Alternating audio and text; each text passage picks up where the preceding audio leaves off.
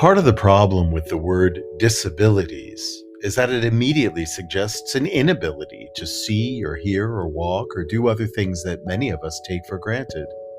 But what of people who can't feel or talk about their feelings or manage their feelings in constructive ways? What of people who aren't able to form close and strong relationships? And people who cannot find fulfillment in their lives? Or those who have lost hope, who live in disappointment and bitterness and find in life no joy, no love? These, it seems to me, are the real disabilities. Fred Rogers. Welcome to the Lost Traveler Podcast. I'm your ever-loving host, Henry Cameron Allen. And today I'm going to try something a little bit new. Rather than promote my special stars as guests, I'm inviting them from this point forward to be a co-host with me on the Lost Traveler Podcast. We're all a little lost in the world, and everybody has a little wisdom to share. Some people have a lot of wisdom, and one of those people is my co-host for today, Tracy Garner. Welcome. Thank you, Henry Cameron. It's great to be here. I'm so excited to meet you. You have such an incredible story. You're a best-selling author of 15 books. I'm up to 18 now. 18 books. That is some wisdom. That's phenomenal. And I'm really interested, before we delve into your experience and your perspective and all that, I want to know a little bit about your biography. Where are you from, and what was your upbringing like? What got you from point A to point B? Yeah, well, I'm from Virginia. I'm still here in Virginia, just outside of DC. I live in Sterling, near Dulles Airport. What got me from A to Z was probably great parents, a pastor parent, father, and a choir singing mother. So they worked really well together. My dad was a pastor for almost 30 years before he passed away in 2011. And I think their faith and their approach to me having a disability, I was diagnosed at 2 years old with muscular dystrophy. I'm a Jerry's kid, but he's not my real dad, I'm told. I've been to those telethons. I know what it's about. Everybody knows the telethons. So right. Yeah, so I am one of those Jerry's kids. They parade around and, try to pull on your heartstrings and get your dollars. But I wanted to get my own dollars from you. So I just started to write books and really help me with my depression and coping with my disability. I wrote poetry first before I started to write longer stories. How old were you college. when you first started your writing? I actually been writing since elementary school, but I started pursuing publication in the little community college I was going to during math class. Math class was an escape because I didn't know what was happening in the math numbers world. So I would turn my paper over that had a problem I couldn't solve, and I would just start writing this book that I would later enter into a contest. And I won the contest, the writing contest, first time writers contest. And it was just amazing. It just lifted all my spirits and helped my grades improve. And I got a trip to New York and a book deal, and the recognition and the notoriety around that just really changed my life. So I just credit writing with just helping me with my mental health, with my disease, and the chronic conditions and all the rejection and hurdles and barriers that come with living life using a wheelchair. Now, being a young lady, this is probably what, in the 80s, 90s? Yeah, my book came out in 2001, actually, so it wasn't that long ago. Oh, wow. 80s and 90s are like historical times. Like, makes me feel old. I was born in late 70s, but yeah, when I was 24, my first book came out. I'm 45 now. So yeah, 20 plus years ago, which does seem like a long time. Just as a millennial, wow, that's old, Oh, I know. but I asked somebody the other day, what year were you born? And they said 2000. And I I'm like, know. you should be a baby. It is. It's amazing to hear anybody born like 2000 all the way up, even 90, 99. It's like I graduated high school in 95. Yeah. And that really doesn't seem that long ago, but to people who were born in 2000, man, you're ancient. It's crazy. I lost my son, my beloved son, to brain cancer when he was 13, Oh, I'm so sorry. and he was born in 1995, so he'd be Mhm. 27 now. Right, And right. I'm 56, and I'm thinking, I cannot be the father of a 27-year-old, I know. Yes, living yes, or deceased. So yes. he very much informs my life, every aspect of my life. Yeah, it's really a point of reference for like, just how far you are or close you are to something, to experiences and Well, the as you things were that you've with your had. father, Mhm. and I'm Yep. sure, is your mother still with us, I hope? She is. She is. We're always together. We actually share a house. So Ah, we're together and she's doing her thing. She's retired and thriving and good. playing ukulele with the seniors at the senior center. So she That's has a very full the life. that is perfect. My Yeah. mom is 78, and she just started a new career. She just got back from Istanbul.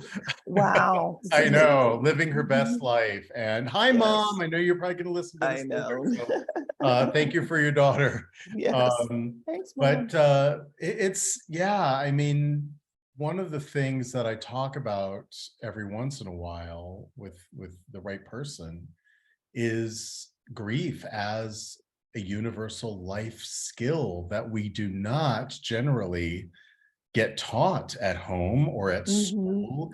Even I would say in our religious or spiritual teachings, we don't really address grief too Right. much. Or Yeah. yeah, the other thing about grief too is that, waking up every day with a condition that is limiting, it's not the same kind of grief, but it is a type of grief that I wish more people understood. Like sometimes I get up like, wow, I'm still disabled. Like, or, I ask God, like, are we done here? Like, have you gotten enough glory? Have I not, demonstrated how wonderful you are? And he's like, Where are keep those going. miracles I keep hearing Yeah, about? I read about them a lot in biblical times, but yeah, so grief comes in so many different forms, and it's a daily process It is. to kind of overcome it. You're really working with your grief all the time, and it's important for people to realize that people can be bereaved over things that they carry every day, and they may be far removed from.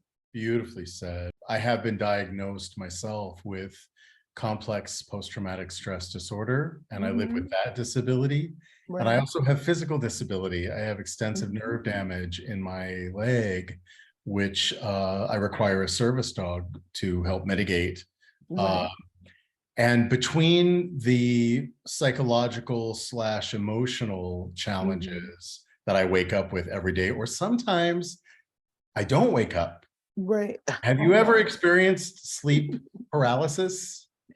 I have not, thank goodness. I think that would be terrifying. Well, it was at first. I've come to embrace it now as I've studied a little bit about it, because Mhm. I understand a little bit more. My son's been gone now 14 years, not completely gone, but physically gone. Right. Um, this is the first year that he's been there longer than he was here. Mhm. Mhm. So it really feels like a change of life cycle for me in a way. Mhm. And Mhm. what I find with these kinds of milestones, whether it's a birthday or whether it's a day of memorial or the holidays or Tuesday, I mean, it really depends on where I am. Right. Right. Um, the triggers I can start to predict without feeling like I'm manifesting them, if that makes Mhm. sense. I can kind of predict what is going to hit me. I never quite know to what degree.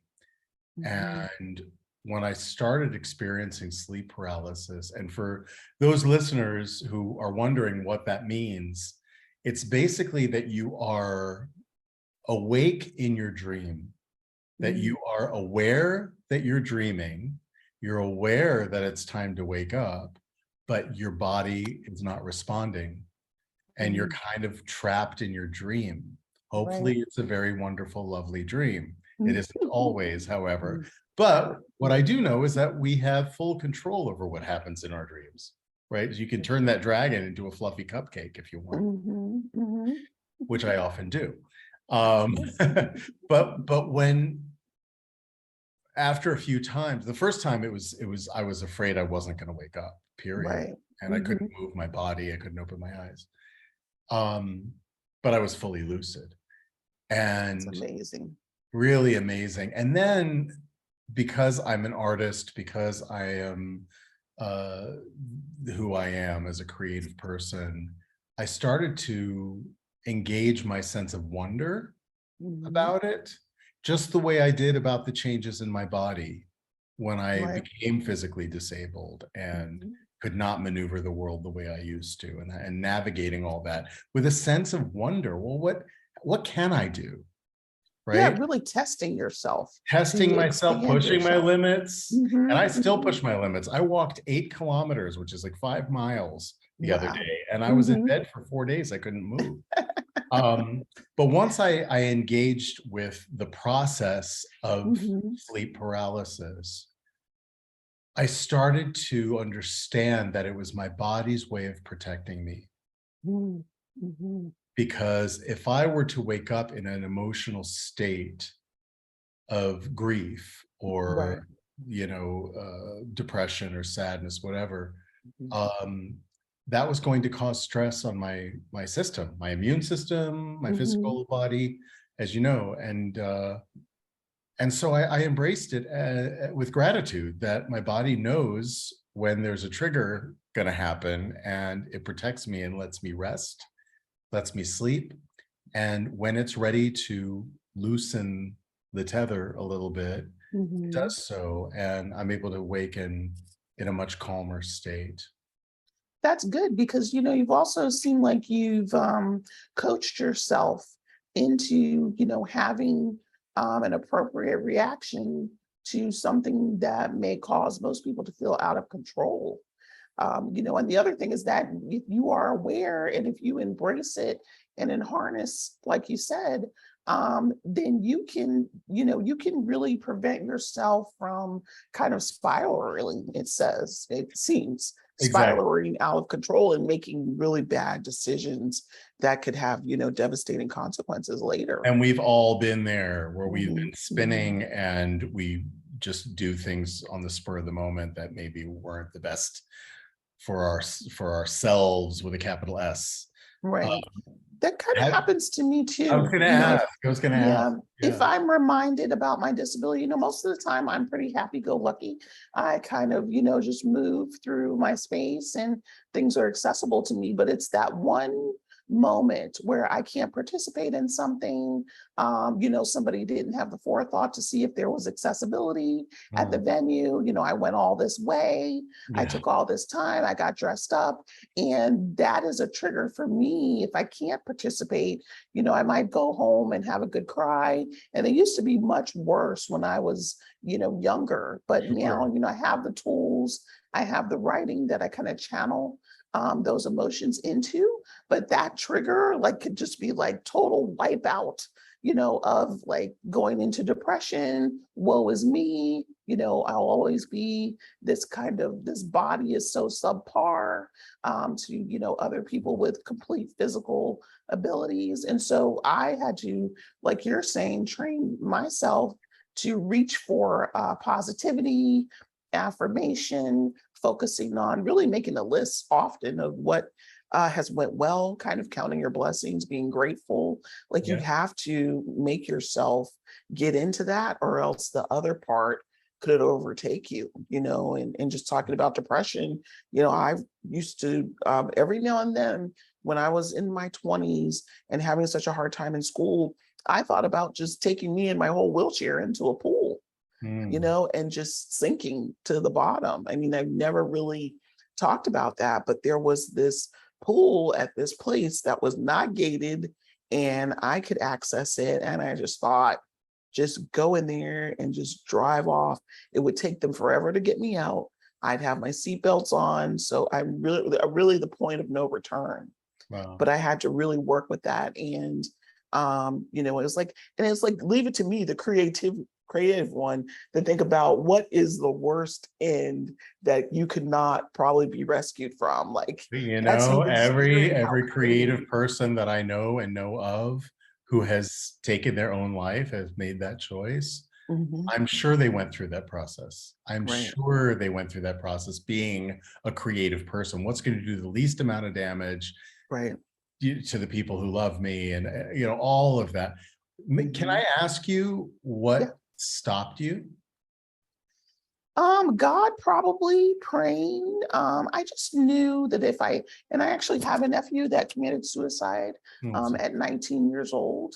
And so, and talk about anger and resentment, I was kind of like mad with God. Like, if you only knew he's gonna, have 19 years, and this sounds so selfish, but this is a human thing, right?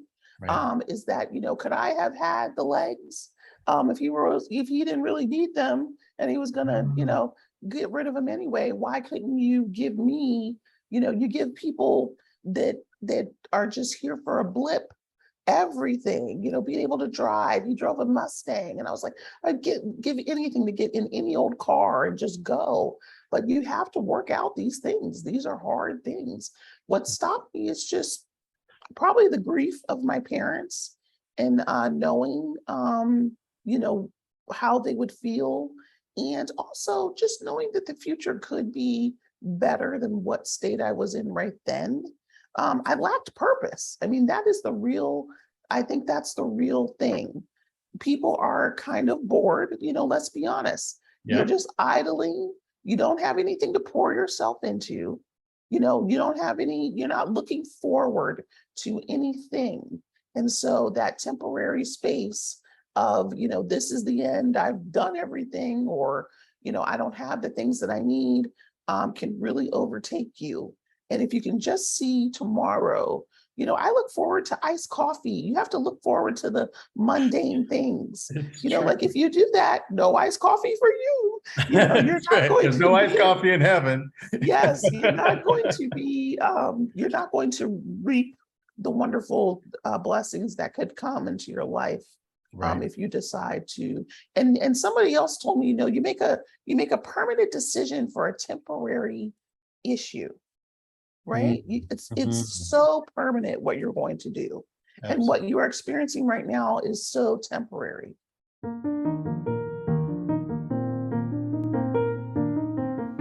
Your generous sponsorship and individual support of the Lost Traveler podcast benefits the Lost Travelers Club, a charitable project under the fiscal sponsorship of United Charitable, a nonprofit 501c3 organization. The Lost Travelers Club focuses primarily on the needs of parents who have outlived their beloved children. We recently launched our new Brain Candy Project wing, providing art supplies to children still struggling with critical or terminal health-related conditions. We hope to raise enough funds to launch Brain Candy, an arts and literature magazine created by and for these young people. Find out more at www.braincandy.online. Thank you.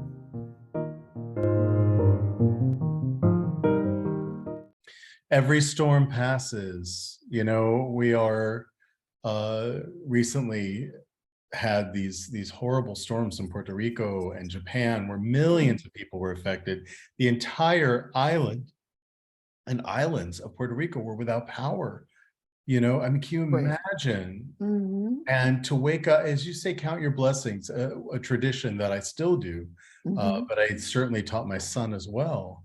And we did this every single day before we would allow ourselves to open our eyes to face a new day. Right. When we were Right. first coming awake, we would count our blessings, Hmm. every single thing we were grateful for. Some days it was maybe 10 things. Some Right. days it was 100.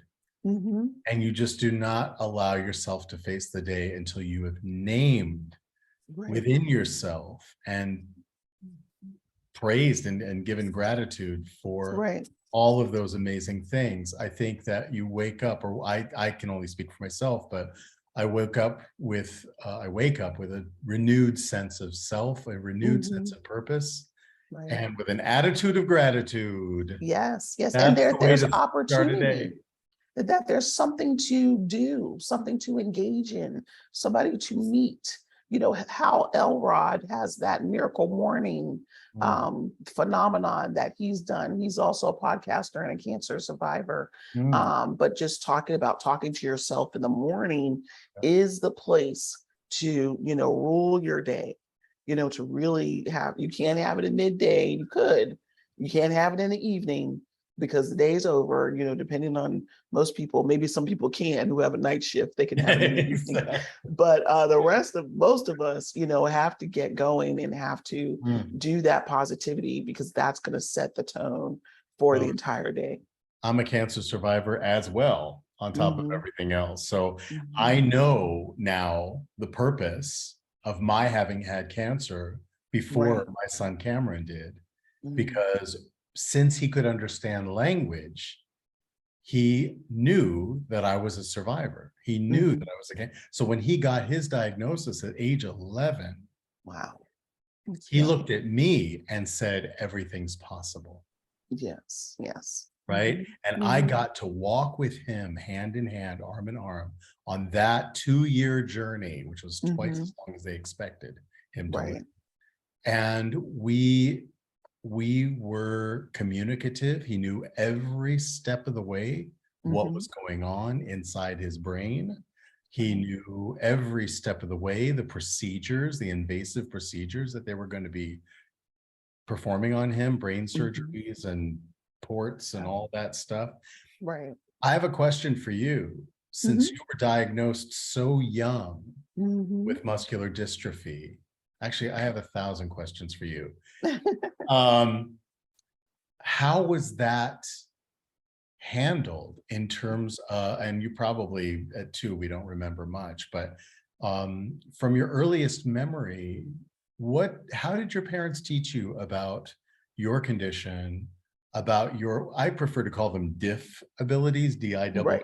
abilities, because Mhm, we are mhm. all differently Yeah. abled, all of us. Mhm. And I feel like disability sometimes can put a stigma on Right, those of us right. living with it, especially if they're not visible. Uh, Mhm. what did your how did your parents handle that, and when did you sort of come to terms with the future Yeah, and I think because they handled it so well, I never really had to come to terms. Hmm, Only as I've gotten older, you get older and like you're aging with disability, it right? seems much more difficult now than it was then. Because then it was like my parents were acted very normal. Everything that I could do, I was promoted and pushed to do. They always found ways for me to participate. They always told me that I could. They never had this weird talk that I see some parents having, Mhm. you're different You're and we're going to different. have Yeah, to, like, exactly. I think it just puts the seed of defeat in the child's mind. But Yes. and I think parents don't realize how much their child acts like them about problems. If you're going to have a tantrum and you're going to be crying all the time, your child is going to be like, wow, this must be really bad. Right. And they're going to be crying all the time and having a tantrum. And Right. so I think never saw my parents have any kind of, and they had hurdles with the school system, Sure. getting me included in mainstream courses. I was in special education until fourth grade. Wow. And I thought I was cool because everybody looked up to me because I was able to articulate and speak up for them. I was like, judge advocate general for them and being oppressed and be like, no, Johnny doesn't want that. He Yeah. said, and they'd be like, oh my God, get this child out of here. She's telling us about ourselves. So Nothing wrong with eventually, her brain. yeah, absolutely.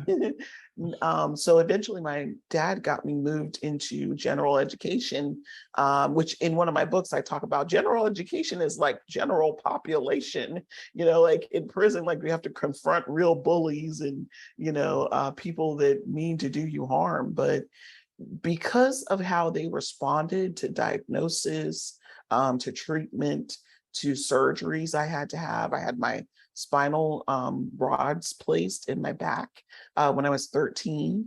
Because of all of those things that they did, their response, very, very tempered and logical and calm. I respond to everything. I'm like, oh, well, whatever. Let's go for it. Let's find a way. Me and my mom are queen of the rig up.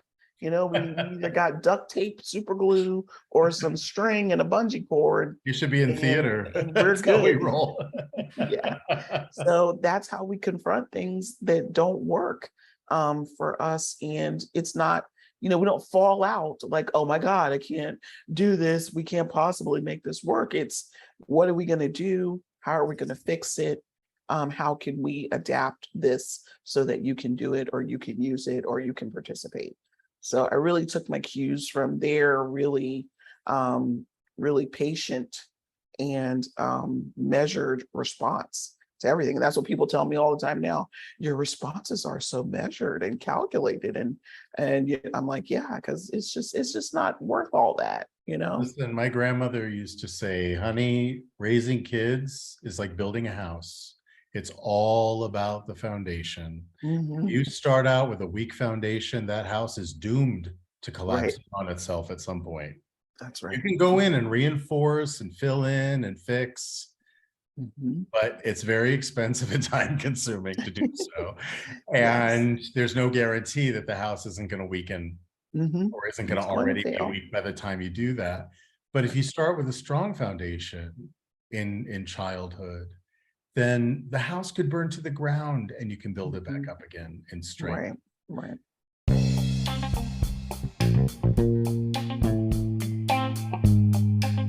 A guy wire is a tensioned cable that is designed to enhance the stability of a freestanding structure. Think of me as your guy wire. In terms of life skills mentoring, you're perfectly capable of standing stably on your own 2 feet. But I'm a cable that can enhance your stability. I'm available for individual or couples counseling, life skills mentorship, child loss grief support, LGBTQ plus support. I can also officiate weddings, end-of-life ceremonies, baby namings, invocations, or whatever guidance you may need. I serve all genders, all ages. Sessions are affordable, discreet, private, and conducted online. Find me at guy-wire.org. Book your appointment today. Greetings. I'm Queen Bee Divine. The cure is conversation. And where can you find me? At bluntreflections.com, where I will be talking to guests from around the world that not only share their time, but their insights and their tips on how they became the best version of who they were meant to be. So if you're looking for a great story and a great time, check me out at bluntreflections.com. The cure is conversation. And remember, blase means to tell your story. We have listeners in 35 countries around the world, and I'm sure that many of them may not be aware of what muscular dystrophy is. Mhm. Is it painful? Is it progressive? Were you always on wheels, or did you end up having to? Did it progressively get to the point where you couldn't use your legs? Yeah, I walked until I was about 10 years old with crutches. I always held onto walls. I never walked really outright without some kind of support. And during physical therapy, like I can remember, I always had a walking buddy, and she would just cry and cry and cry all the time. And my mom, sometimes later in my life, they're like, why don't you reach out to her? I'm like, why? Debbie Downer, I don't want in my life. But yeah, we used to walk together. I walked until I was about 10. I used to swim. And as far as pain, it's not painful at all. I mean, there are some normal aches and pains that I would get with arthritis and, some of the lymphedema that sets in because you're sitting all the time. Those are regular things that people without disabilities have. Right. So those things are painful, but they're not a direct result of muscular dystrophy. So no, I don't have a lot of pain, nothing that can't be mitigated, and nothing that's really related to the MD. It's more just, overweightness. And I really wished I'd have kept swimming. I used to be a fish. Every time I went to camp, and actually my elementary school had a pool. And so the kids with disabilities got to use the pool. It was warm, it was relaxing. And I just wish, I lament some things about exercise regimens and health and wellness that I wish I'd have kept doing throughout my years. So that is one cautionary thing. Those things would have really helped me keep more of my strength. And yes, it is a degenerative disease. Muscular dystrophy just means that your muscles weaken over time. But it's different for everyone because there are more than 45 now, disabilities that come under the umbrella of muscular dystrophy. Wow. So ALS is also a form of muscular dystrophy that's very rapid and very deadly when it's diagnosed, and usually often diagnosed later in life. So I have SMA, which is spinal muscular atrophy. So just weaken over time, can't really raise my hands and do a lot, and my legs, don't really move at all, and I'm not able to stand. But for the most part, I'm still able to cook and clean and feed myself. But that again is because of what my parents made me do. I was setting the table on my hands and knees, just putting things up. People would give me a bunch of stuff and I would move around the table and get around. And I know that some parents are afraid to challenge their kids. And I really wish they could understand how, they're making them more disabled by not having them, do age appropriate chores. Yes. Or even the child with disability. This will prolong your muscles. I have friends who have the same disability that I do, the same diagnosis. They're on ventilators. They can't cook. They can't even make a sandwich. Cooking is a whole different thing. There's fire and burns involved. Exactly. But, making a simple sandwich and being able to, just do the physical, motor things that you need to do with that is a big deal. And you want to make your child, even at 5 and 6, move around, scoot around, don't frown on that. However they can do it, let them do it, and push them. And that's what my parents did for me. And that's the only reason I have even the limited strength. It's still limited, but I still have enough in order to, type and write and do the things that I need to do. Everything that you do physically, I went through this with my son, especially because brain cancer is also, it's degenerative over time. And we had maybe 4 PT sessions a week, physical therapy. It's a lot. And he worked so hard to be able to button his shirt, right, tie his shoes. Was so hard, but he did it. It is hard. Like it's amazing what it does take a lot of focus and a lot of energy and strength to get through it, and it's exhausting. It is hard. But the other thing is that society gives people with disabilities a pass.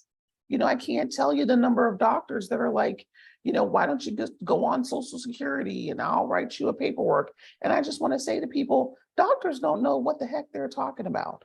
Everybody's not getting on Social Security. Social Security is getting more and more difficult to get. That's right. And you should be encouraged to work or try to. At least let's try.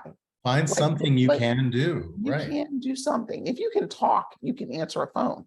Exactly. And I just think that society still gives them a pass. But Social Security is on to people. They're like, some of y'all are out here working, so I don't know what the problem is.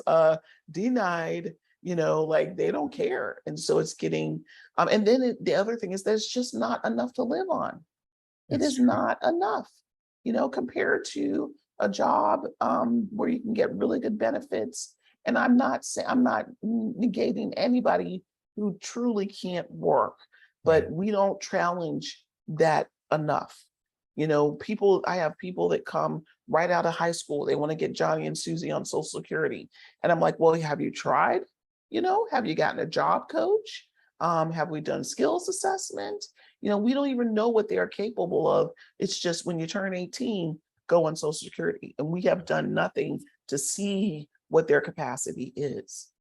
Well, and already we are marginalized because we are differently abled. Mhm. But I, as a Caucasian male, Mhm. American, I out the gate, I recognize the privilege that I carry, Mhm. and I'm compelled to ask you if you're willing to talk about it, because I know, I mean, you're Sure. not the spokesperson. You're not, this is only if you care to talk about it. But I'm really curious about your journey as a Black American woman. Mhm. I'm living in Spain currently, Oh, nice. and it is beautiful. I love it here. Mhm. And the healthcare is socialized, so Right. it's Wonderful. amazing healthcare. Mhm. Actually, some of the best in the world is here in Spain. There are most other countries in the world that provide all the services you I need know. and more. Yeah. But being a Black American woman, Mhm. how has that affected your journey, not only with your physical challenges, but with your mental health? Yeah, it's been not terrible, but not great.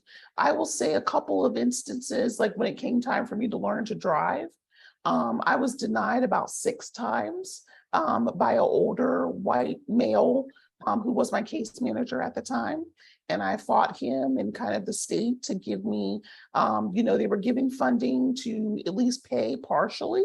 I still had to pay some, but they paid partial of the hand controls to Mhm. put on the vehicle. I was denied about 6 times with him. And then finally, I got a new case manager.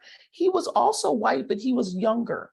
And Mhm. so he got me approved. Either they were tired of me appealing the denial, or, this guy was so new that they didn't. And then they gave me an award, say, for tenacity. And I was like, yeah, you're just, What? give me the That's a little award. patronizing, It isn't was it? so I crazy. mean, And but I you was are like, in the wow. South, and Yes. there is an impression Mhm. that especially people of a certain generation may still be carrying a large degree of racism. Let's call it what Right, it is. right. When also that is their money. It's not their money. It's federal and taxpayer dollars that will pay for my vehicle modifications, and I also as a taxpayer. So, for them to kind of wield the power, the same thing that happened with teleworking before the pandemic. I had supervisors. I would have a wheelchair break down. It's like I cannot physically get anywhere, and the boss was like, well, you need to find some way to, get in here. And I'm just like, dude, I have no. And now the pandemic, everybody's like, oh yes, we can work from home. Sure, no problem. We'll get everybody set up and get them laptops and cell phones. And it's just because he had the power, he could deny, and there was absolutely no earthly reason, especially now that we see what we can do through Right. teleworking, for him to, and that's a lot of supervisors. They were power tripping, they were denying people. I work so good at home because I'm so comfortable and Right. I'm motivated to work longer. So Right. things like that, instances like that were problematic. But that was the other reason that I was fearful, of going on government assistance and having the Medicare, is because of the scrutiny and the stigma that's already tied to it. Right. But I have been denied. I had a doctor that didn't want to see me because they're like, just go to the emergency room. I'm not gonna, they didn't even, I knew what I needed. I needed some antibiotics. for a UTI. And I know this. I know my body. I'm sitting all day. Just give me what I need. I don't want to go in here, sit for 6 hours with a bunch of other people that are sick or Right. have COVID, and Right. and just greater risk to myself when they could easily remedy. So in some instances, yes, it has been nerve-wracking. It has been extra challenging to deal with the attitudinal barriers. But Right. that's really what it is. It's attitudes. Yeah. And those are so hard to overcome because those are more innate. They're more, they have a historical perspective, Right. and people are tied and set in their ways, especially older people in a position of power, to grant you the things that you need in order to live a good quality of life. For years, I've turned on the television and the internet and have felt bombarded with messages of support, begging for money to support children in Africa, Afghanistan, India, all over the world, war-torn countries. Children are starving, not only for food, but for education and love in some cases. I recently connected with Desire childcare organization that transforms the lives of orphans and vulnerable Ugandan children in Kampala and Mukono by providing wholesome food, housing, healthcare, and creative arts education from early childhood to adulthood. Won't you join me in helping save orphans and vulnerable children? We can do it together, one organization at a time. I chose this one. Visit desirechildcare.org for more information. Thank you. They make it difficult. Their attitudes and their views on, the capabilities of people with disabilities can make your life more difficult, unnecessarily so.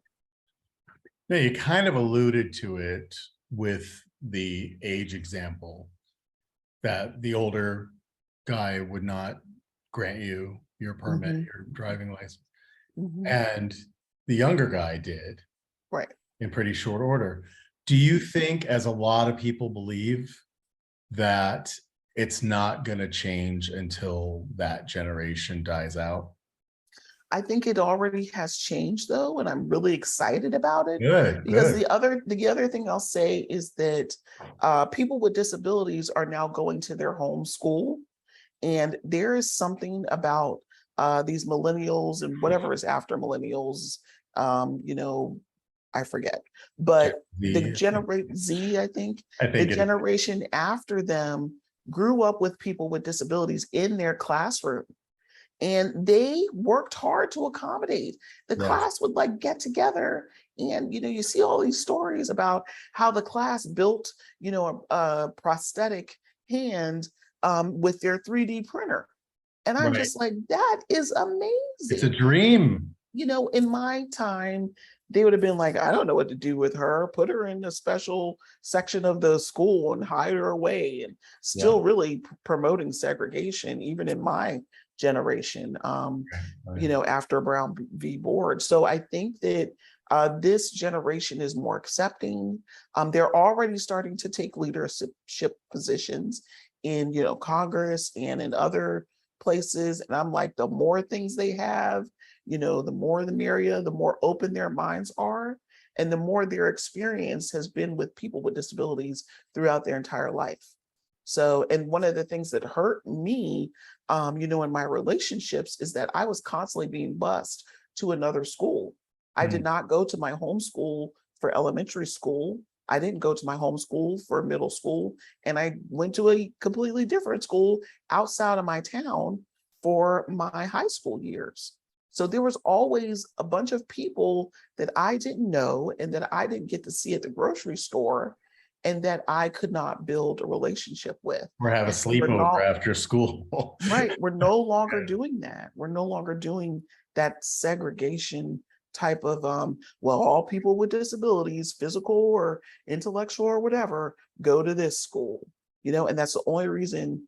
And I have my friends with disabilities because that's only a handful. There are some that I would have liked to continue knowing for 12 whole years of my life, seeing them at the grocery store, at the game, but it was always a switch, 6 years, then another 3 years, and then 4 more years of just going to schools that were not near me. I had to get up really early. I mean, that's the other thing, was just the Right. hardship of, I was getting up at like 4 o'clock. The bus was coming at like 6. And And it was adolescents dark. need their sleep. Are you Yeah. listening, listeners? Yes. Adolescents need at least 10 hours of sleep a night. Right. And to be in that position where, oh, I can't even imagine. I can't imagine getting up at 6 a.m. now. I'm Right, 56. I hated it, and I wanted to sleep yeah. on the bus. And then I had the nastiest bus drivers, Right. and that also, I think, but that motivated me to want to drive my own vehicle. Just like, I can't take a bus for the rest of my life and deal with these people. Even into my adulthood, I had the orneriest bus driver who like cussed me out, one time. And it was just like, I'm sorry you're so unhappy, with your life, but I'm just trying to get where I'm going. Like, there was no reason Right. for her to do that. And they were all just, I had a couple that were really nice, I must say. One of them used to play the Footloose soundtrack, which I loved. I as love we that went. soundtrack. That's But awesome. just the different experiences with people and their attitudes and their own, dissatisfaction with their own situation. It was really good that it never really rubbed off on me, but it Well, but it and I was motivated me. I was going to say that even given your faith, given your brilliant parenting, and given your positive outlook, Mhm. this had to have taken its toll on your mental health. Definitely. And I've seen counselors. I've been to counseling. I even tried BetterHelp for a stint, but I used to see a regular counselor at this big mega church that wasn't too far from me. But also, remember, my writing has also been, I get to live vicariously through my characters, and I really give them the longings of my own heart. And I give them adversity, but because I'm writing romantic suspense and I've written some nonfiction too, Oh, they wow. always triumph in the end. And that's the main thing. That is my story too. I will triumph in the end. I'm going to throw at you a car chase, a house fire, and somebody dying, and I'm going to kill off some villains, and they're going to beat you up before they die. But like, that's life. That's my Yes. life that I'm living. All of my villains are superimposed and they're former bosses, and they don't even know it.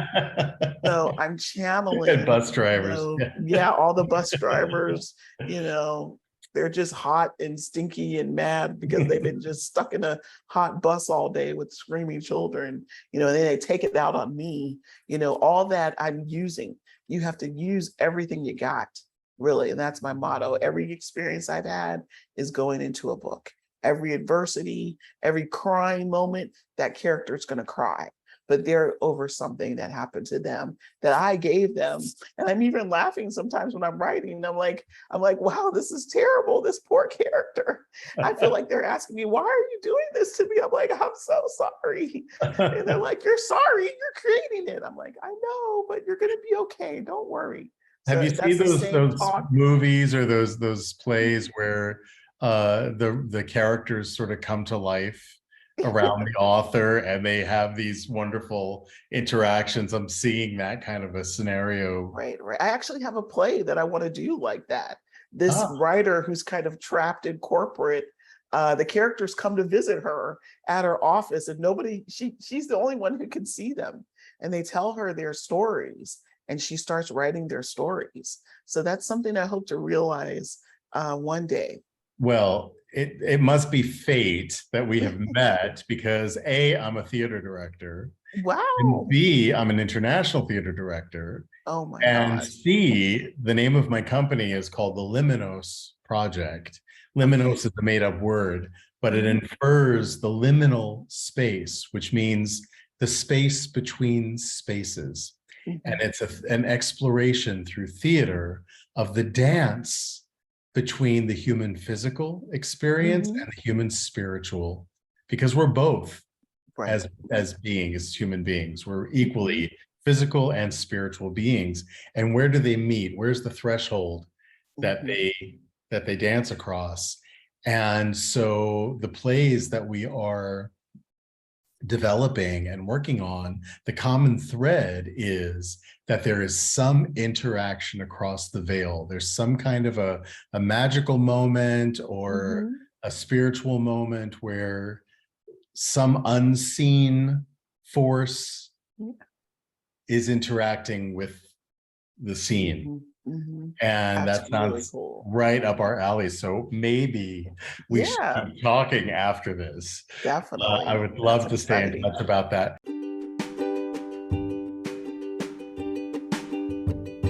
Shadow and Light LLC was established by Dave Roberts and Reverend Patty Farino, co-authors of When the Psychology Professor Met the Minister.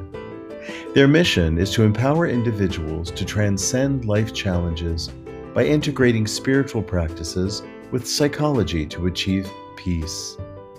They are available for individualized spiritual counseling, virtual or in-person presentations and workshops to universities, organizations, and other interested groups, virtual or in-person book club meetings. For further information, go to psychologyprofessorandminister.com.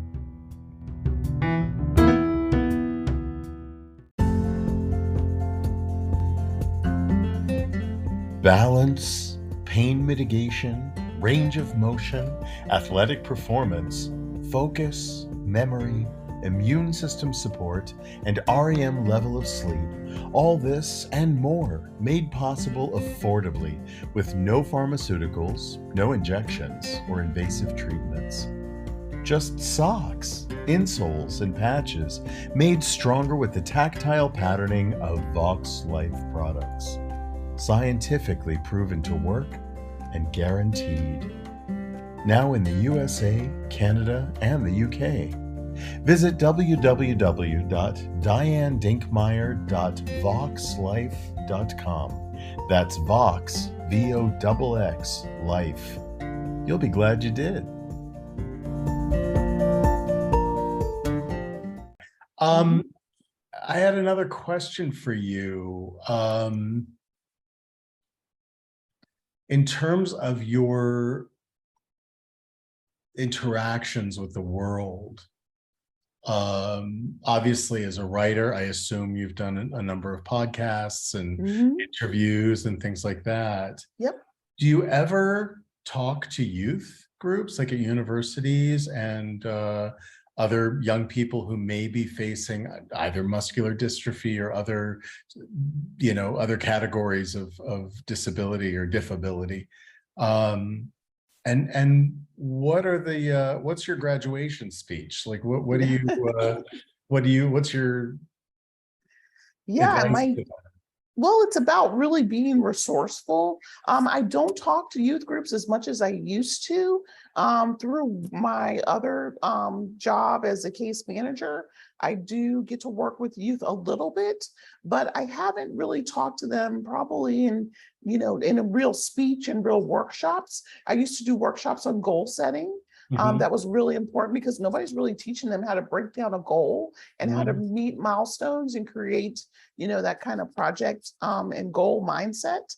But the speech would be about, learning everything you possibly can, being resourceful. People really come to me because I know, the stuff. I know the resources. I know where to find things. I'm a resource navigator kind of in my current job, and just really, submersing yourself into something and pursuing that with all of your heart, just get something. I think that, some youth are kind of all over the place, and that's okay because, that's a creative person. Creative people often seem misguided, unaware, and lack focus, right? Yes, scattered, but they're not. It's just that they're constantly trying to find where they should be, where they shine, and where they are welcomed and included. And so, one of my other mottos is to try everything.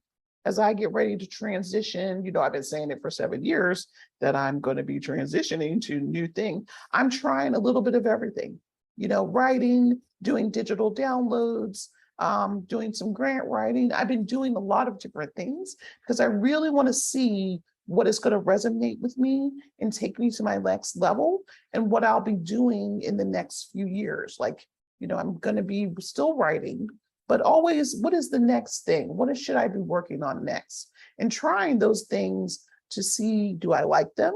Is this something I definitely want to add to my repertoire? Or don't like it and I want to move on? And that's So, something that is going to change at different stages of your all life. the time. I talk Yes. about this with clients all the time that I mentor, Mhm. that whatever happened yesterday or even 10 minutes ago, you can't go back and fix or redo or change. Right. And there's nothing in the future, even 5 minutes from now, that you can predict Mhm. that's going to happen. All you have is this very moment that you're in, and your entire biography Mhm. and the biography of your parents and the biography of their parents and their parents and their parents, all of your ancestors, all the way back to the first common human ancestor out of Right. Africa that Mhm. we all share. Right. That all of that love that led to you has led to this moment, this conversation. Mhm. The moment that you're in is all you are promised. That's all you get. That's all you have. Yep. It's all you have. And I think you're absolutely right that, I talk a lot about this infinite, the way I see it is kind of an infinite peacock tail of possibility, right? Every challenge, whether it's physical, mental, whatever, there's a boulder in the street. Mhm. Every challenge presents with it a possibility. Yes. Mhm. Right? And you talk about your resourcefulness, and that is so inspiring to me Mhm. as another disabled person living with Mhm. disability and challenge. I am always, like you, I'm always looking for a new angle, Mhm. right? And finding that frequency that my heart resonates with, my soul Yes. resonates with. And you know it when you Mhm. find it, dear listeners. You trust that you'll find it, but you've got to take the step. You've got to turn on the cosmic radio and turn the dial and find the frequency that you resonate with.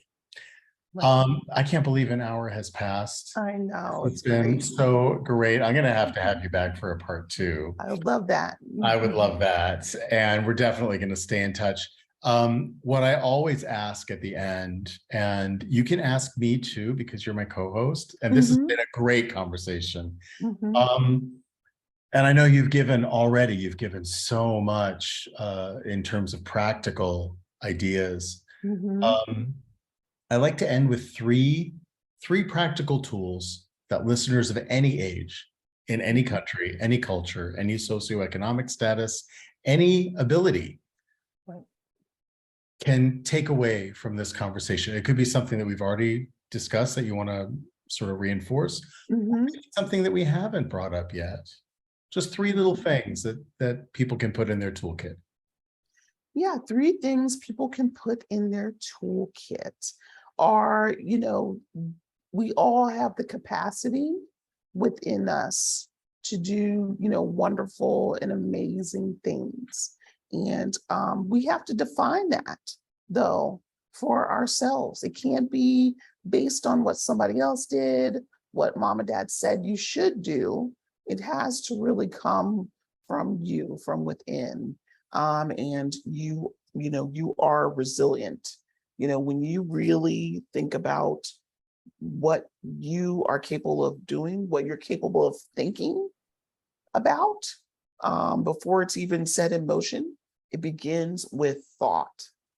Everything is an idea, everything is pursuable, and you have the capacity to do that, to get it done, to make it happen, to realize your own dream and goals. And it's within. Beautiful. That's beautiful. And you're absolutely right.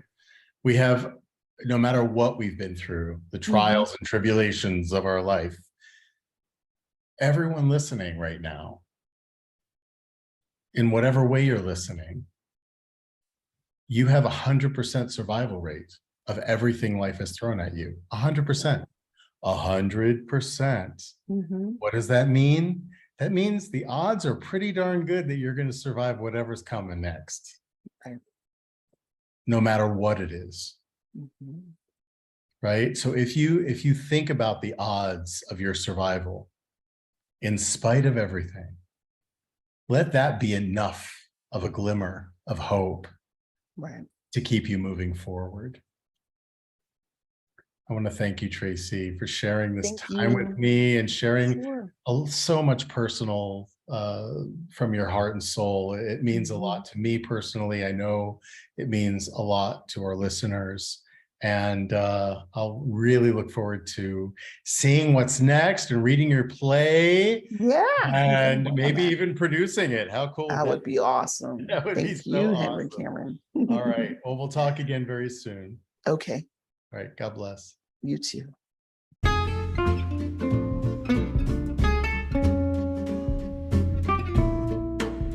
You've been listening to Season 3 of the Lost Traveler Podcast with your host, Henry Cameron Allen. Visit me online at www.henryallen.org. Thank you to all my guests, and thank you to my listeners all around the world. I couldn't do this without your support. Let's keep striving for a better world together.